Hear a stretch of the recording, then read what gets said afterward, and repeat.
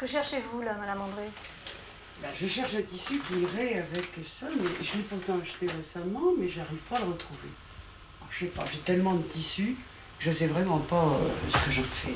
Je les range pourtant, j'ai l'impression de les ranger, mais je les accumule, et puis au moment où j'en ai besoin, à moins que celui-ci puisse faire l'affaire, on va voir. C'est votre problème, le rangement, hein? Eh oui, qu'est-ce que vous voulez? Oui, c'est mon problème, parce que j'aimerais tout retrouver à chaque fois que je cherche. Les choses m'envahissent. Je les domine plus, c'est elles qui me dominent. Qu'y a-t-il dans tous ces dossiers, par exemple? Alors, en fait, cette planche-là devait être réservée à mon mari, qui avait pas mal de dossiers rangés.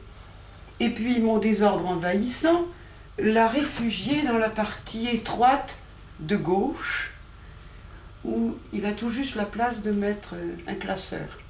Et que dit votre mari de tout ça, alors, d'être relégué dans un petit coin? Non, là, il préfère ne pas voir.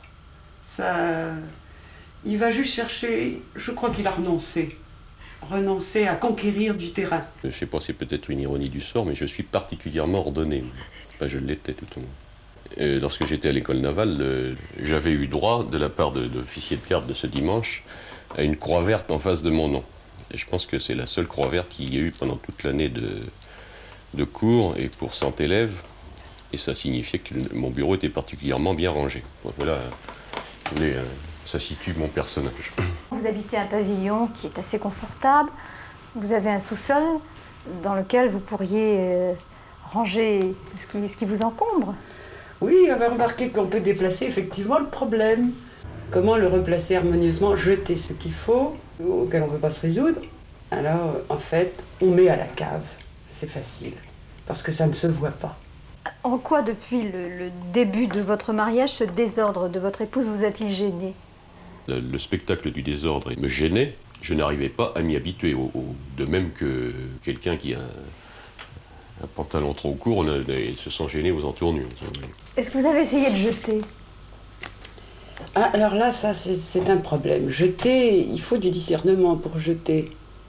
Or, il y a des choses, les choses que j'aime, comment dirais-je, les tissus,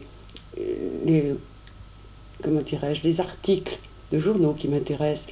J'ai toujours l'impression que je vais en avoir besoin. Donc je ne peux pas les jeter, je les mets de côté. Ils pourront soit me rendre service à un moment donné, soit rendre service à quelqu'un d'autre. Donc je les accumule.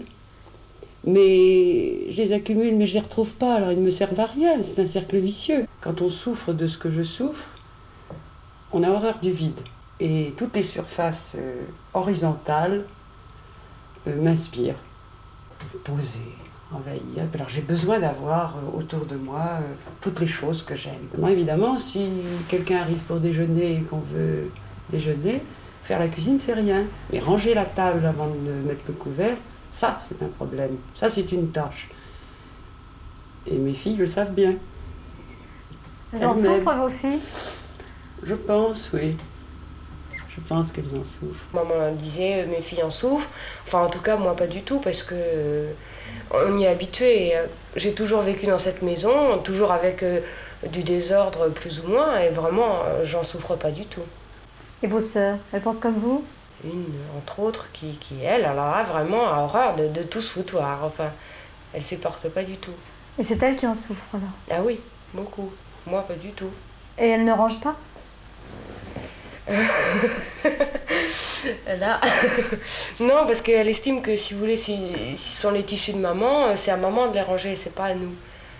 Effectivement, c'est assez difficile d'ailleurs de ranger les affaires de maman, parce que quand on les range, souvent c'est pas comme il faut, maman retrouve plus rien, elle n'arrive plus à s'y repérer, déjà que c'est difficile, alors elle laisse le foutoir, non, ça ne range pas du tout.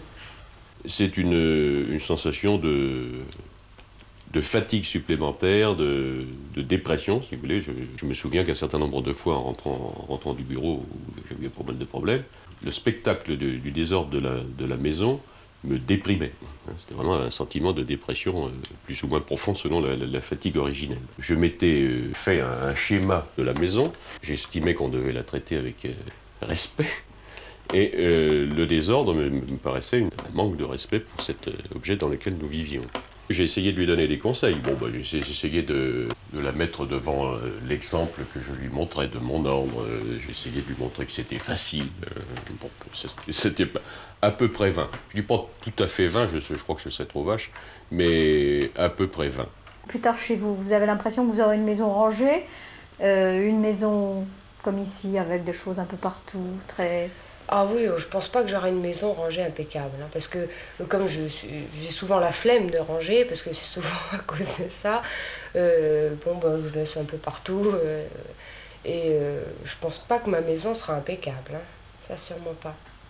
Je me suis mis quand même au fil du temps, au fur et à mesure que l'âge venait et que la sagesse venait, elle aussi, et à remercier le Seigneur d'avoir donné un peu ce désordre à ma femme, parce que j'y ai vu une forme d'humour, si vous voulez, et une forme de démonstration que l'ordre, après tout, ça ne méritait pas un O majuscule et que ça devait être remis à sa place. Quelle est votre impression quand vous arrivez chez une amie et que tout est impeccablement rangé?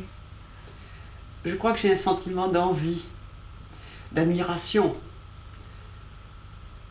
Et je me demande où elles peuvent mettre les choses auxquelles on tient et qui, moi, m'envahissent. Et alors, comme je suis un peu méchante, je me dis qu'elles ne s'intéressent à rien. Ou alors que je trouve que leur appartement manque peut-être de vie.